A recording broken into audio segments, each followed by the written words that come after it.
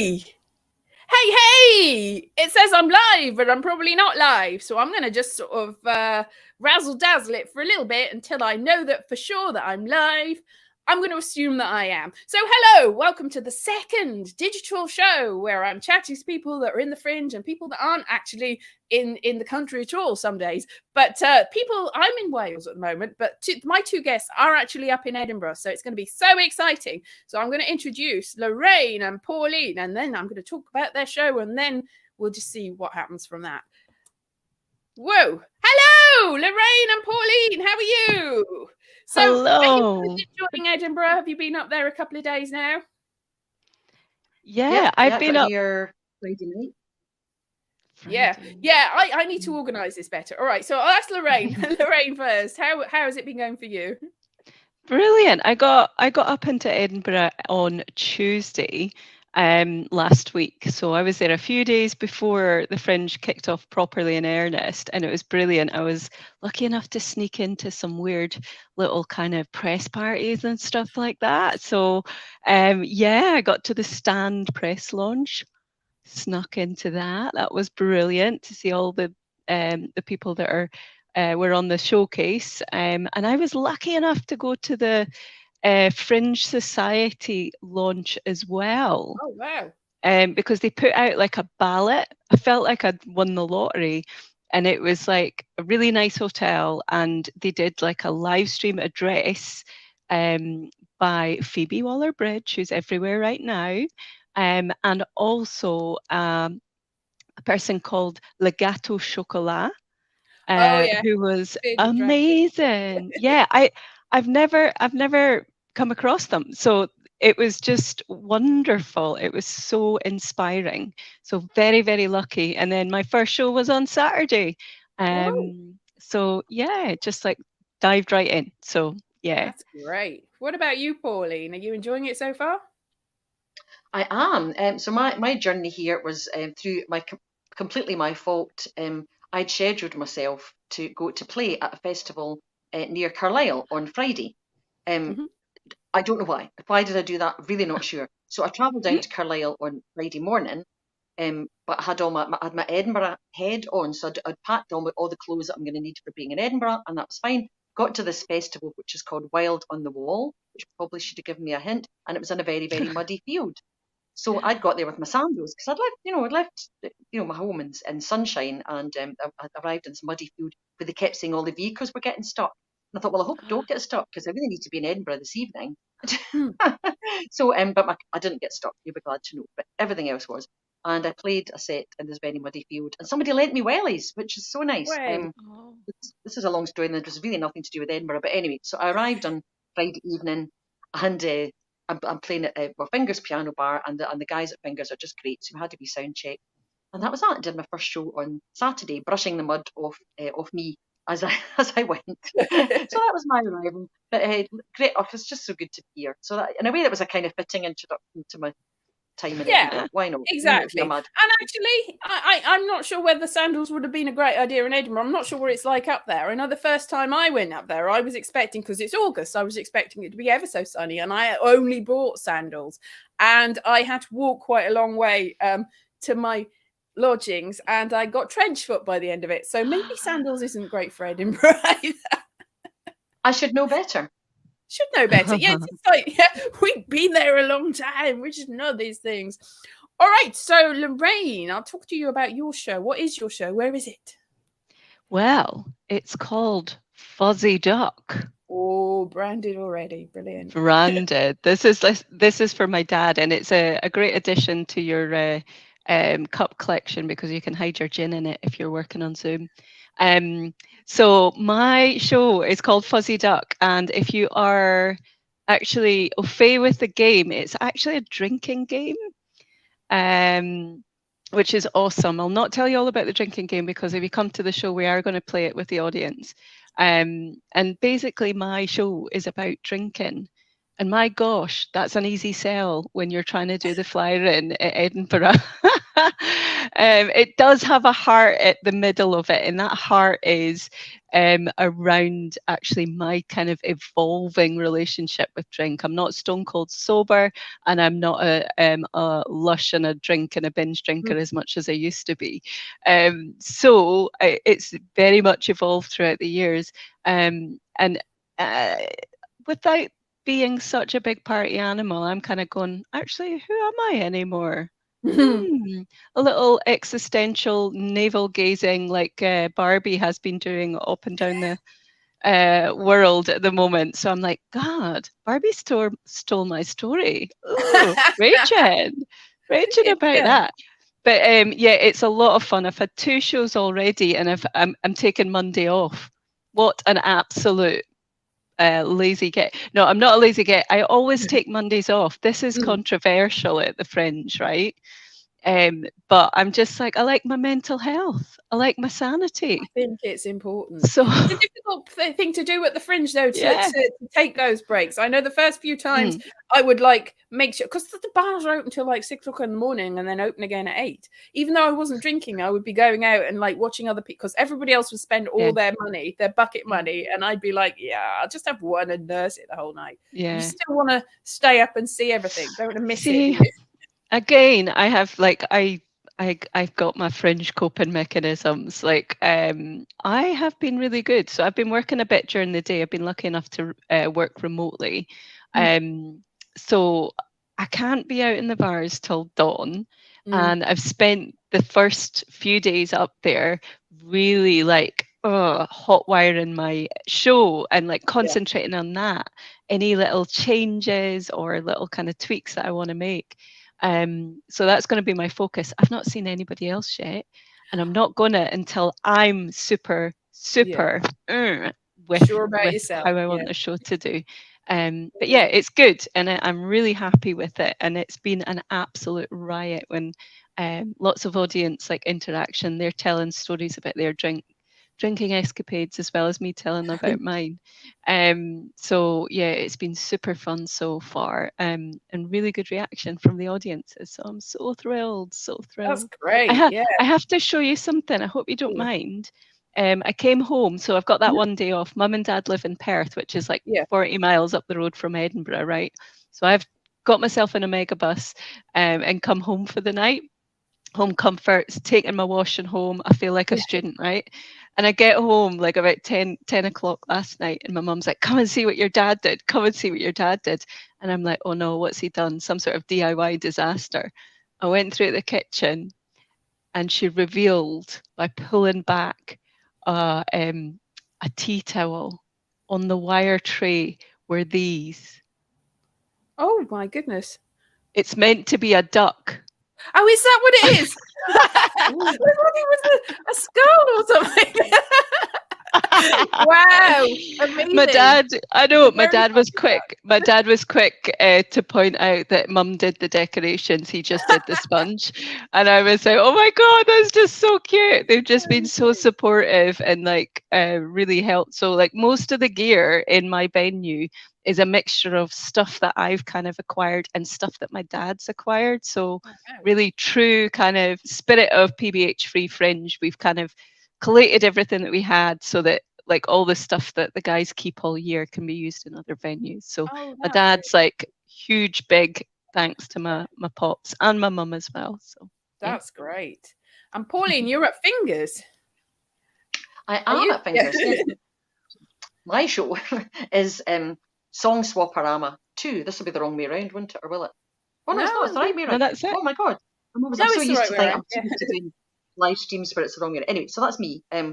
So this came about because during lockdown, I started doing songs to the tune of another, a bit like the panel show. I'm sorry, I haven't a clue if anybody knows that one.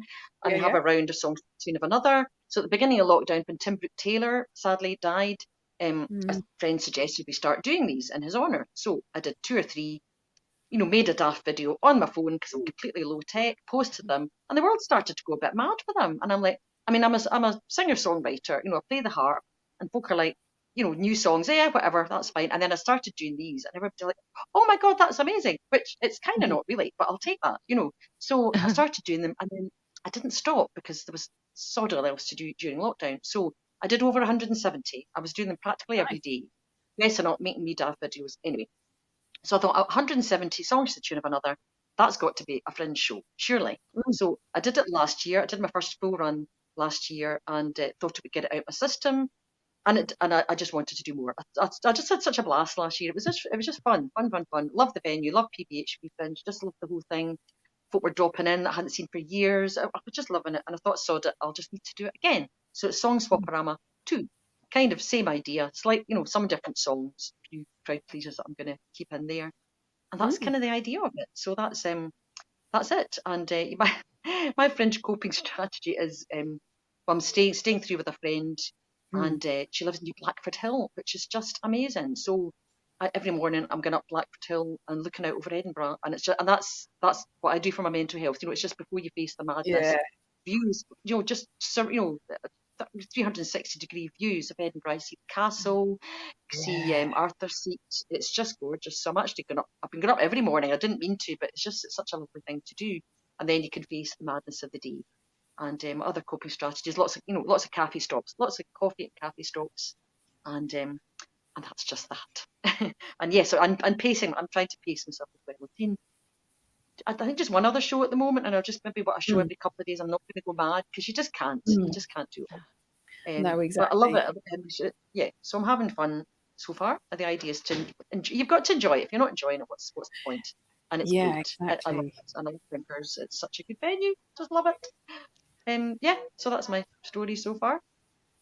That's great. Yeah. I didn't ask you what venue you're at, Lorraine. What venue is? Oh, I forgot to tell you. I'm at the wonderful Southsider pub, which great. is 5 to 7 West Richmond Street. So it's kind of like sandwiched between, not sandwiched, but like an open sandwich between the Pleasance and Bristol Square. It's like kind of on the way of two.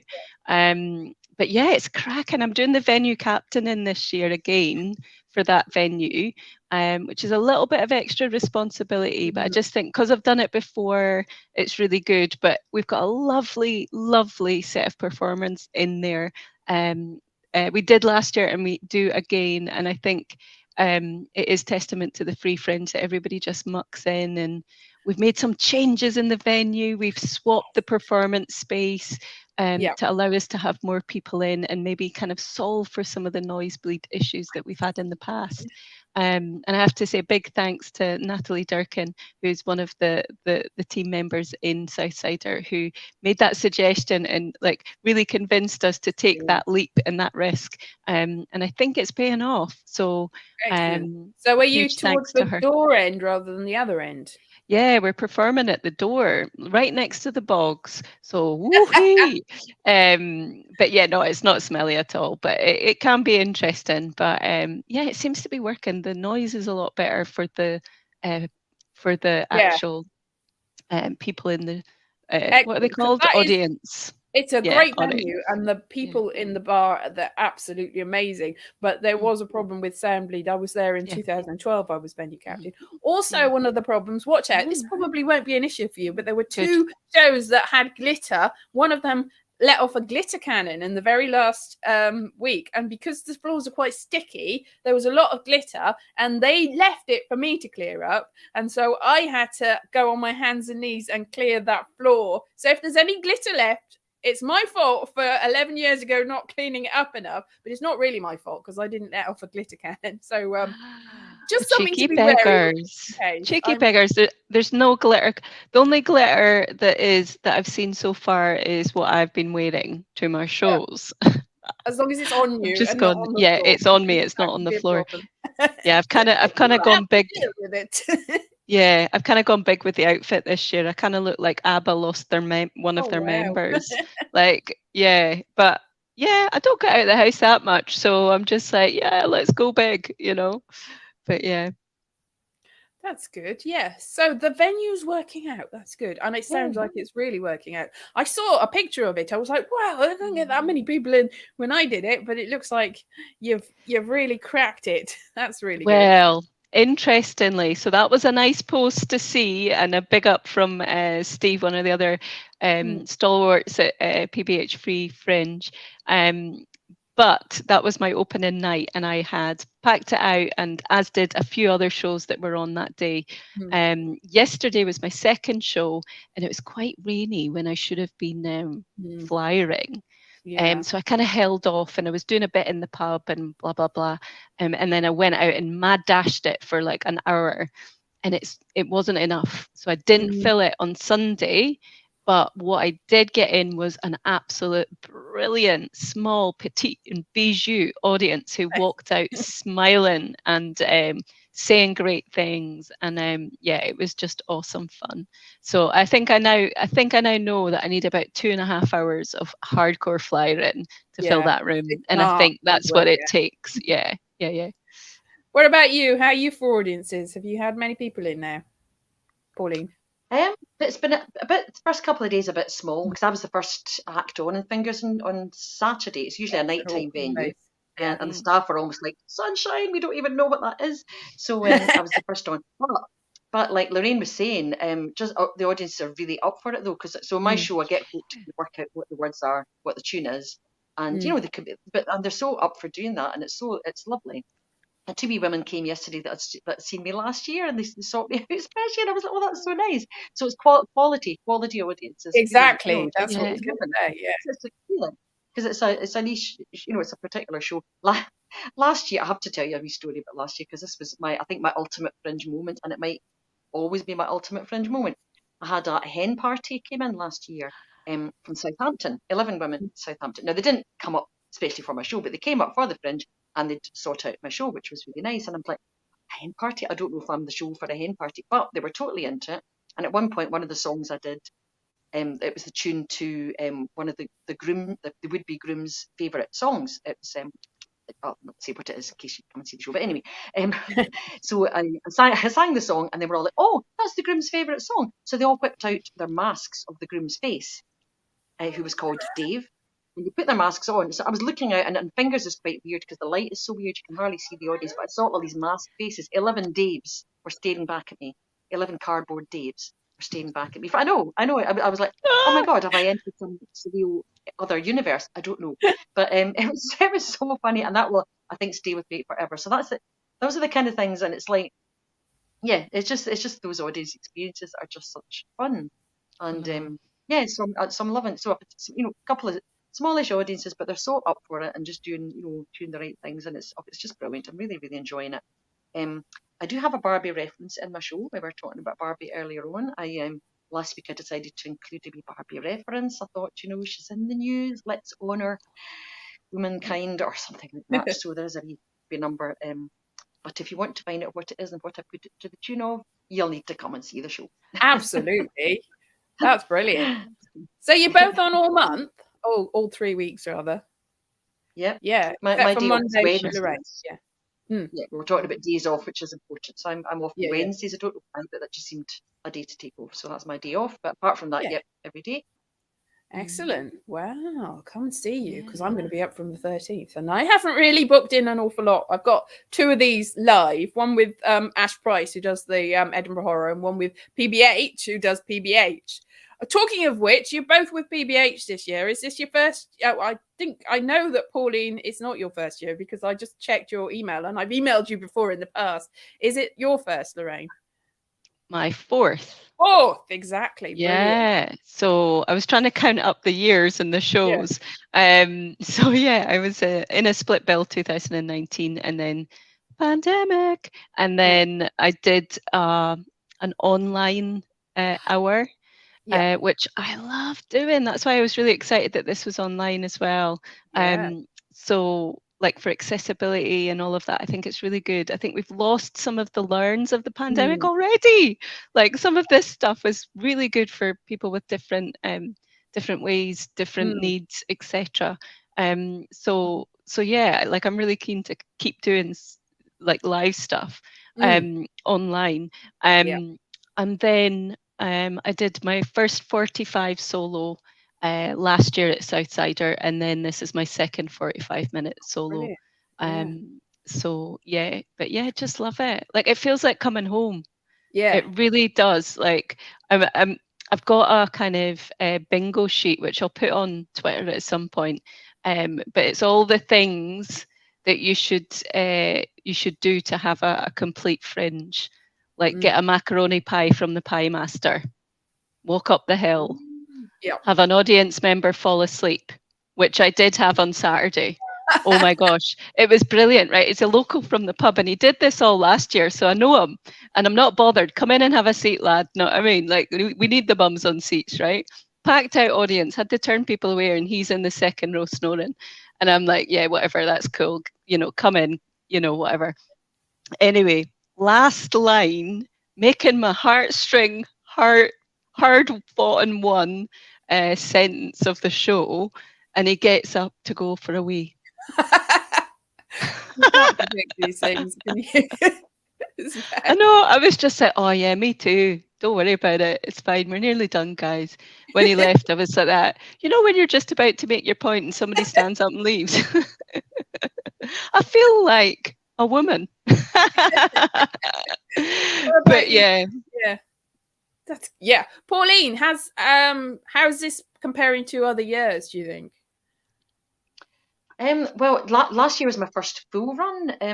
Like a bit like Lorraine, my first PBH. I did the Fringe for years, doing a one-off show as part of the, dare I say it, part of the main Fringe? Can I say that? And I would do one show, and it was it was hard, and it was hard to break even. It was really hard. Anyway, discovered the PBH Free Fringe, I think also in 2019. And I did a few shows. I just dipped my toe in, just did a few shows, but I suddenly felt, actually, this is my kind of thing. I was in there was a venue that's not used anymore, Barbados. Was Cowgate Head at one point. That kind of venue, but it was really good. There was like 8 or 9 different venues within the venue, and people would come in and out of the shows. But anyway, I loved that. I only did maybe 3 or 4 shows, and loved that. And then really wanted. I was all set to do my first full run, obviously 2020, when it didn't all happen.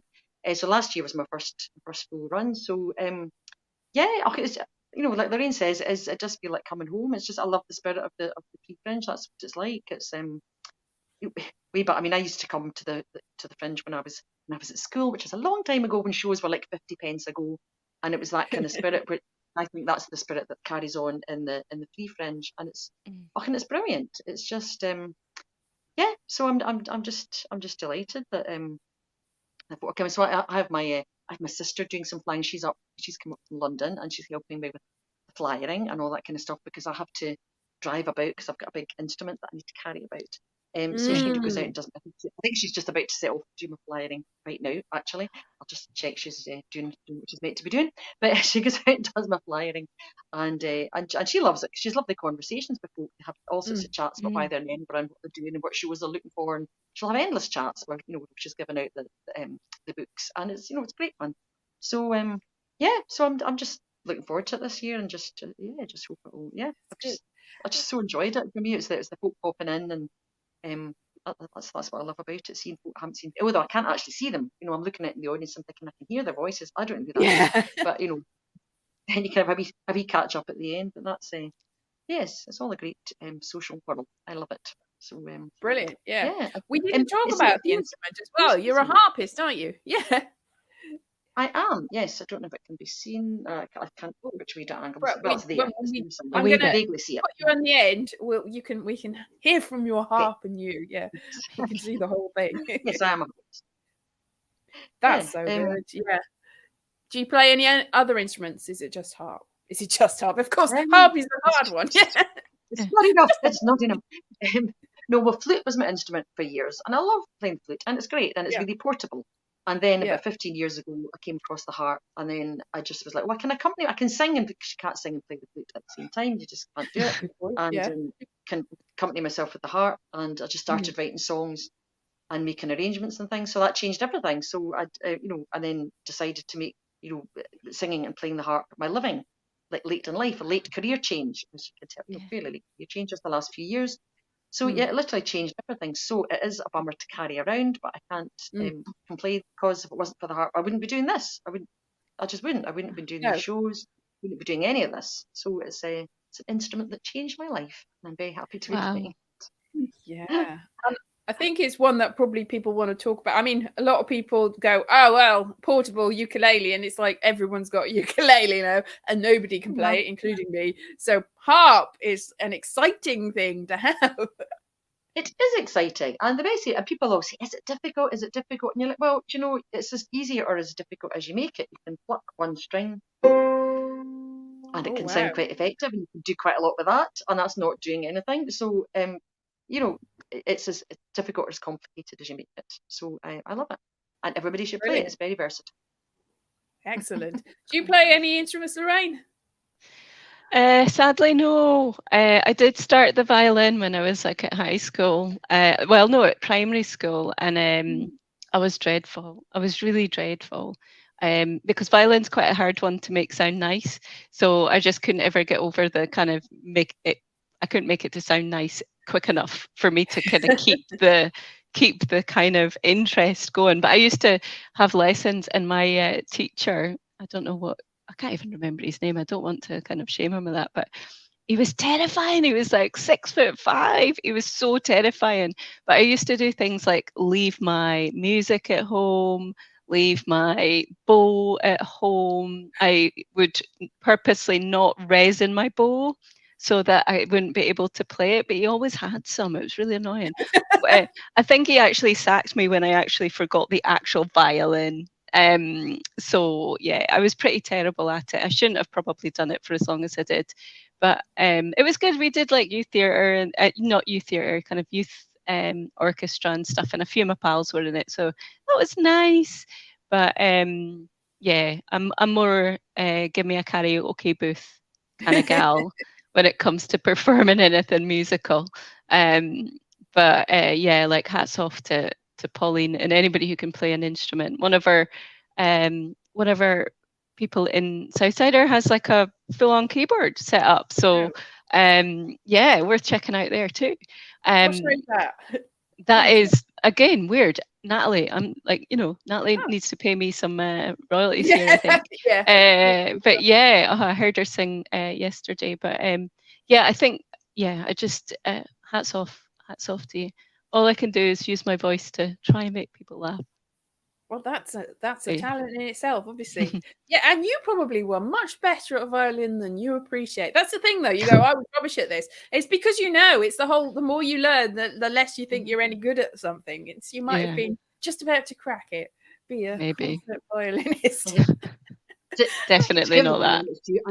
I played the violin very briefly as well, and I was the same. I just didn't I didn't want to practice because I didn't like the noise I made, so practice was not enjoyable.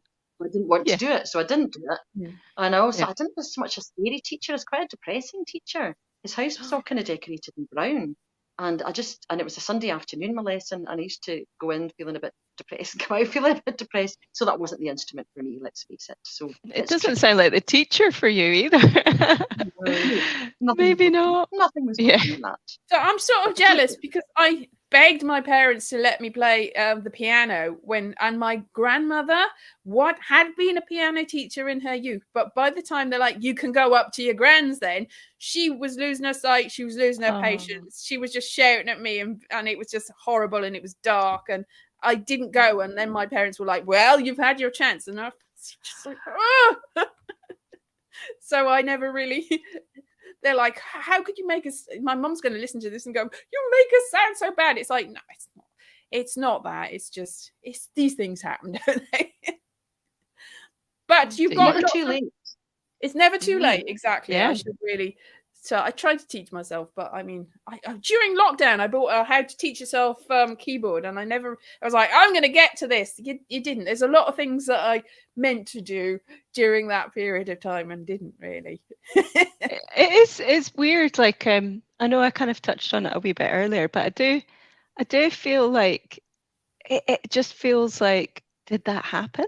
Like, it's just some sort of surreal kind of weird thing that people don't want to talk about it so much anymore. And Pauline's right, it is a different kind of vibe at the festival this time, and I think this is people kind of getting back to socialization. I think last year there was still a lot of hesitancy and people like not sure about what they were doing and concentrating on meeting family and friends that they hadn't seen for quite some time. But yeah, it's just bizarre. But I keep on thinking, would I have done it differently, or if it happened again, what would I do?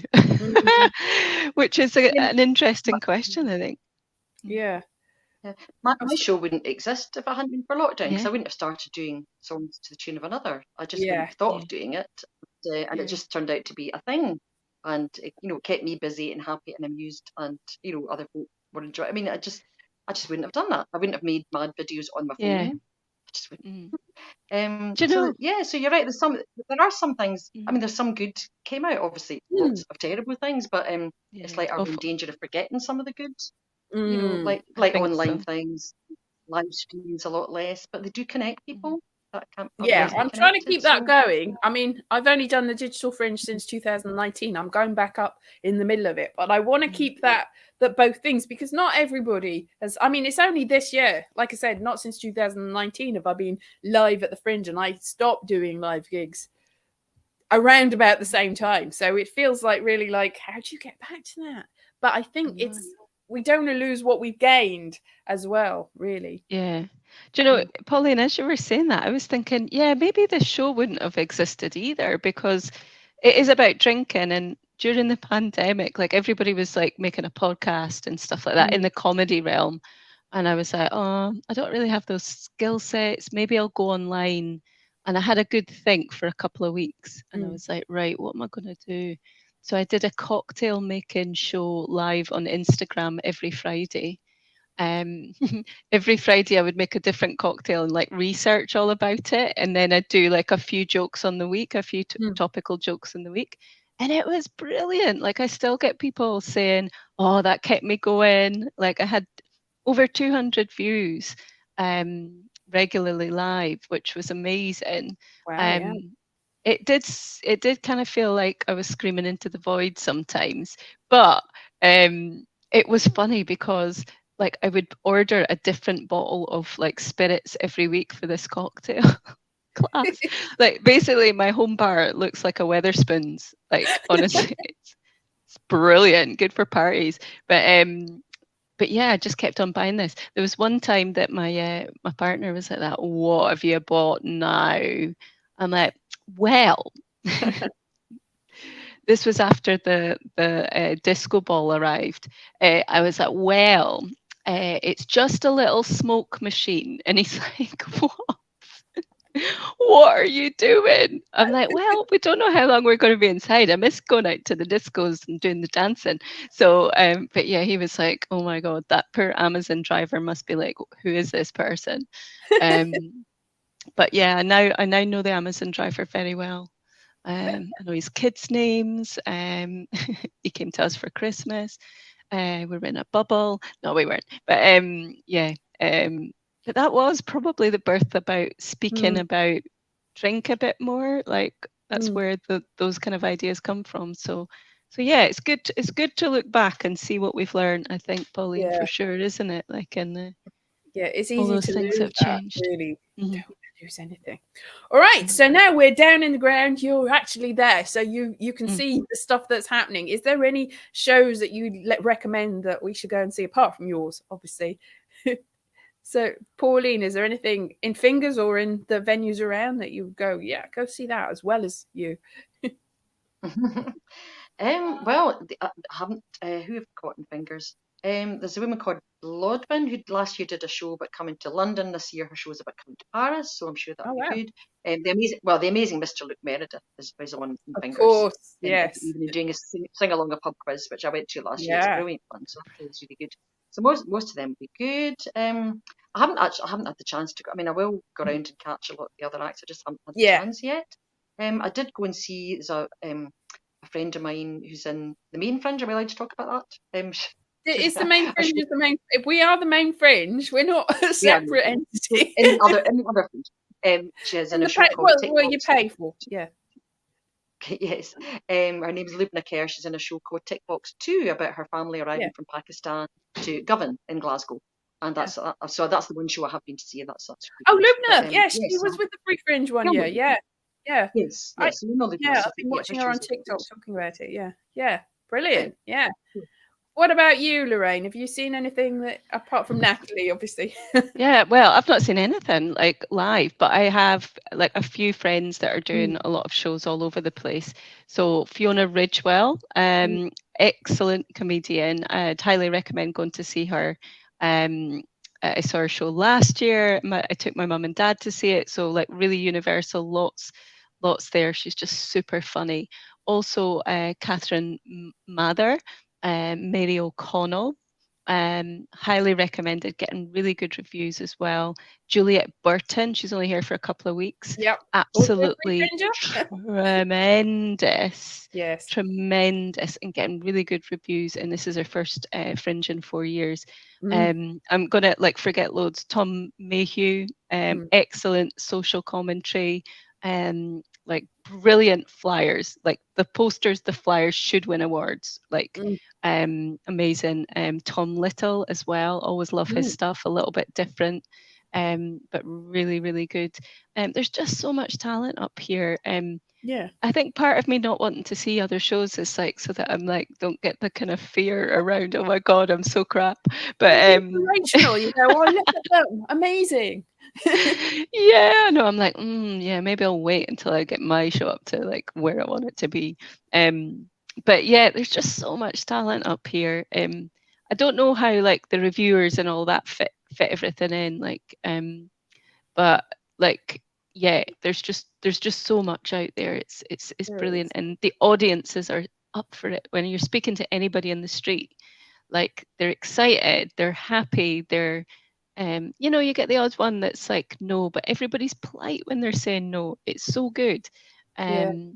So yeah, I think if you do it with a smile, it's not so bad. And also, you Um, do it with the Wee Blue Book if you're doing yeah, free fringe. That yeah, people, you slip it in, you tell them about your show, but you also give them everybody else's show, and it's much easier for them to take your show than yeah. Yeah, We've run out. yeah. We've run out you run already. out. Oh, I think Yeah, there are some in we've got them. Kang Dynasty. Somebody said there are some in Yeah, the we're base. on that. Yeah, Yeah, lots of yeah, people, Yeah. lots of places. It's such a selling point, and the way, and even the way it's laid out, they've even been able to say to folk, you just, if you're free at such and such a time, just look it Mm, up, and they're like, oh my goodness, that's brilliant. It's so much easier to negotiate your way around it, but it's great. mm, So I know. yes, absolutely, we love the Yeah, Weekly Book.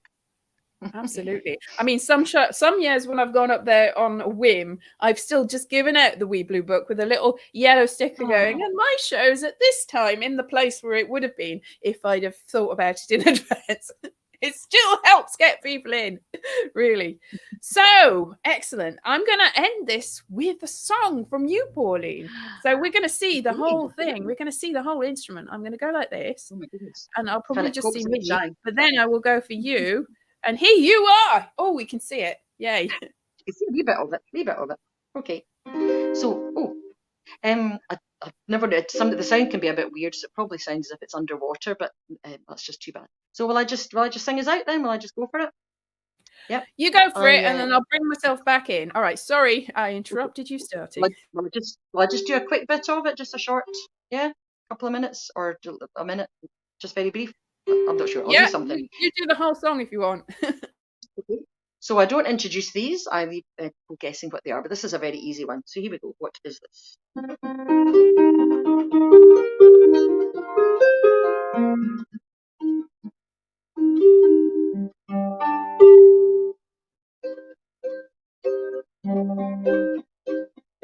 Well, there is a house in New Orleans they call the Rising Sun.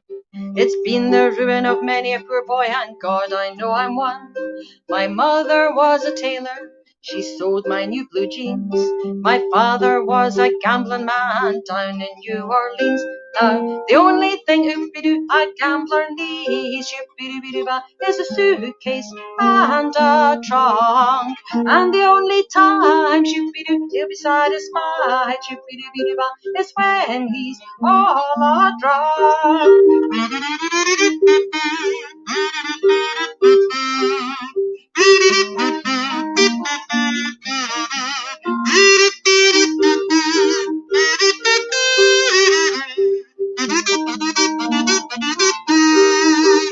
Now, mother, tell your children not to do what I have done.